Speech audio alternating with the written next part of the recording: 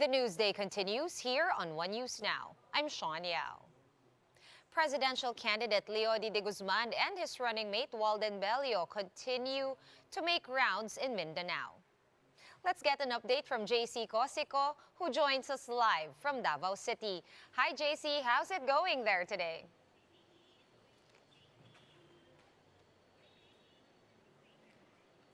Sean, it's day 5 of Partido Lakas ng Masas Mindanao tour, and they are here in President Duterte's home turf, Davao City. From Cagayan de Oro City, the De Guzman Bello tandem traveled 6 hours to get here in Davao. De Guzman said they want to break the so-called solid Davao vote in their visit here. But Bello believes there's no such thing as they have secured votes in the province. Earlier today, they met with women farmers and environmental groups in Davao City. They plan to visit more communities and meet with different sectors in the area. On the recent Pulse Asia survey, where De Guzman got only 0.1%, he said he is still thankful as the figure is slightly higher than their previous survey standing. De Guzman said that this presence and attendance in recent debates and interviews helped him gain more traction. However, he admits he still wants to do more to really expand his presidential campaign. Sean, the tandem will continue their campaign here until March 16 before going back to Manila just in time for the COMELEC debates. Back to you. All right, thank you so much for that update. That was JC Cosico of News 5 reporting to us live from Davao City. Presidential aspirant Bongbong Marcos says that the international business community has nothing to fear from another Marcos administration. He discussed that and more with Cheryl Cosim at the Candidatox Forum organized by Go Negosyo and Signal via One News and One PH. Let's watch this. Ano yung magiging pangamba nila? Ang polisiya naman ng bawat bansa ay kung ano yung polisiya ng bansang yun. Nag-agree ba sila? Linalabanan ba sila dito sa ganito? Doon manggagaling ang polisiya ng pamahalaan.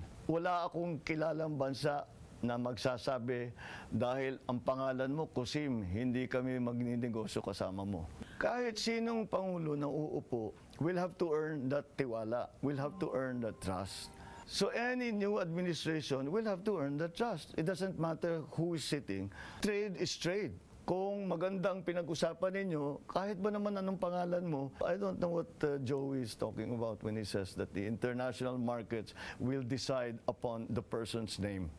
They will decide upon your performance. Sa isang Bloomberg poll, this was a survey of 28 investors and analysts. Ang resulta po, you were at the bottom.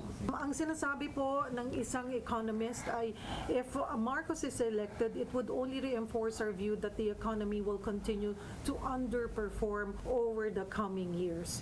Your take on that po? We'll just have to prove them wrong if we get the opportunity. And we will. We'll be back with more stories after this quick break. Keep it here on One News.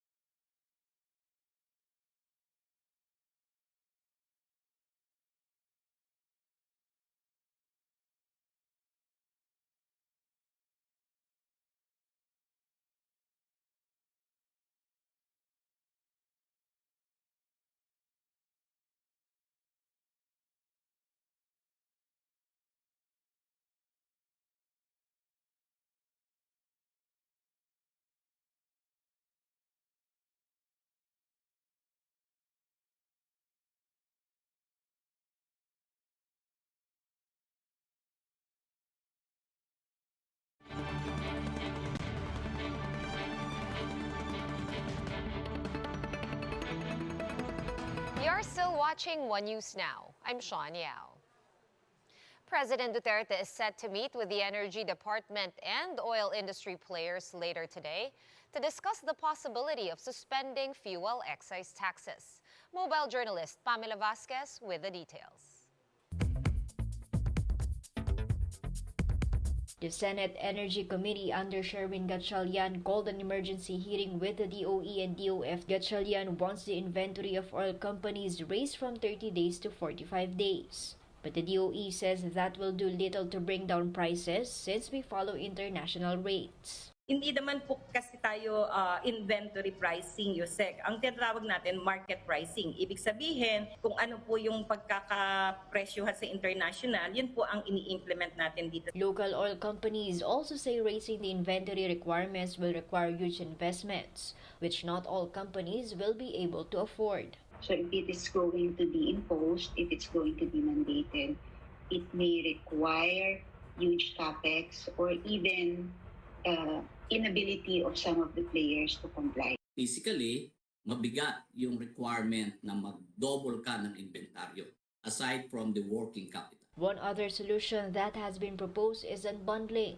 That means oil companies will have to be transparent about the breakdown of costs. Historically, the Department of Energy sees what these additional amounts are that are added to the basic cost. We believe that we could have deductions in this regard. But the Finance Department once again rejected calls to suspend fuel excise taxes. The DOF said it collected almost 144 billion pesos from it last year. President Duterte is meeting with the DOE and all industry representatives on Tuesday to discuss whether or not to suspend the excise taxes. Mobile journalist Pamela Vasquez, We Are One News. And back to the elections, we have Team Aksyon campaigning in Bicol today.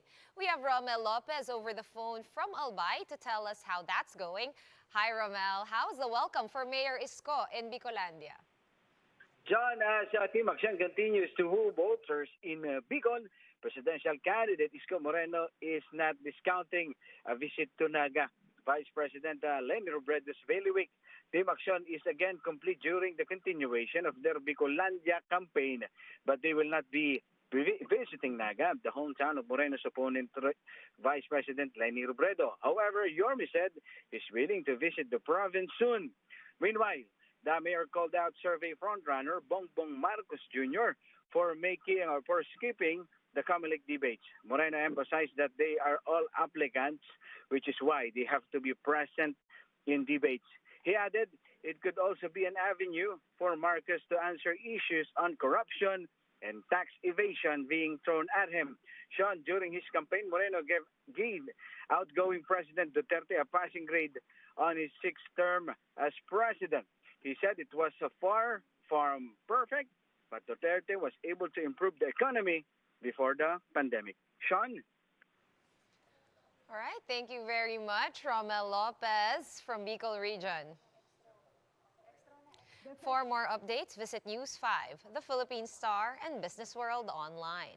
Visit our website, onenews.ph, for more in-depth analysis. You can also catch One News on the Signal Play app. Register for a free account at www.signalplay.com and stream One News live anytime, anywhere. Masks on, wash hands, and stay safe, Philippines. I am Sean Yao. We are One News.